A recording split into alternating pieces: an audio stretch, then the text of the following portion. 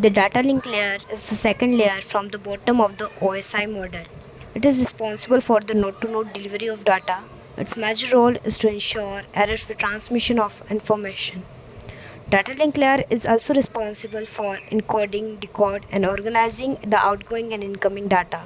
This is considered the most complex layer of the OSI model. Functions of the data link layer. Data link layer divides packets into frames, such as the packets which are coming from the network layer is transmitted to the physical layer in the form of frames. Now the topic is the error control. So data can be corrupted due to various reasons like noise, attenuation, etc. So it is the responsibility of the data link layer to detect the error in the transmitted data and correct it using error detection and correction techniques respectively. Flow control. If the receiver's receiving speed is lower than the sender's sending speed, then this can lead to an overflow in the receiver's buffer and some frames may be get lost. So it's the responsibility of data link layer to synchronize the sender's and receiver's speed and establish flow control between them. Addressing. The data link layer encapsulates the source and destination's MSC address and physical address in the header of each frame to ensure node-to-node delivery. Framing. Packet received from the network layer is also known as the frame in the data link layer. At the sender side, data link layer receives packets from the network layer and divide them into small frames, then send them frames bit by bit to the physical layer. Types of data link layer protocol. Data link protocols can be broadly divided into two categories depending on whether transmission channel is noiseless or noisy. For the noiseless channel, simplex and stop and wait protocol is used, and for noisy channel, stop and wait ARQs, go back and ARQs, selective repeat ARQs is used. Simplex protocol. It is very straightforward. The sender sends a series of frames without further consideration about the receiver. Let's take an example. 3 frames will send from the sender and 3 frames received by the receiver.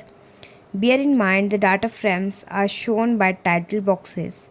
The height of the box defines the transmission time difference between the first bit and the last bit in the frames. Stop and wait protocol. It is still straightforward. The sender sends a frame and wait for a response from the receiver. When acknowledgement will arrival from the receiver side, then send the next frame and so on.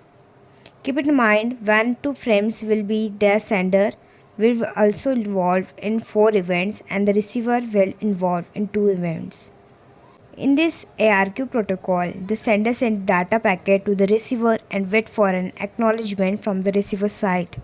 The receiver, after receiving the packet, send an acknowledgement back to the sender indicating that the packet has been successfully received.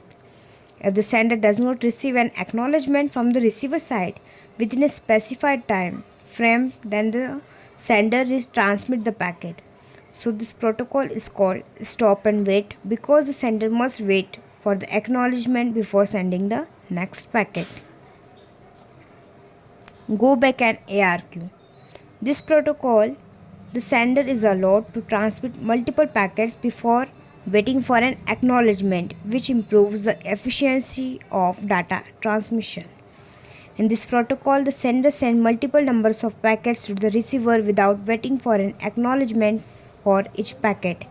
The receiver receives the data packets and sends an acknowledgement for the last correctly received packet only. If the sender does not receive an acknowledgement from the receiver and within a specified time frame, then sender retransmit all the packets starting from the last acknowledgement packet. So this protocol is called go back and because the sender must go back and retransmit all the packets that were not acknowledged. Selective repeat ARQ. The selective repeat ARQ is like the go back and ARQ. The selective repeat ARQ doesn't inform the user to retransmit the entire window as it checks each of the packets one by one, and if found any error, then it only retransmit only those faulty packages, not the entire window. But if there is an error, then the receiver send a negative acknowledgement packet to the sender and asks to retransmit that packet only. Thank you.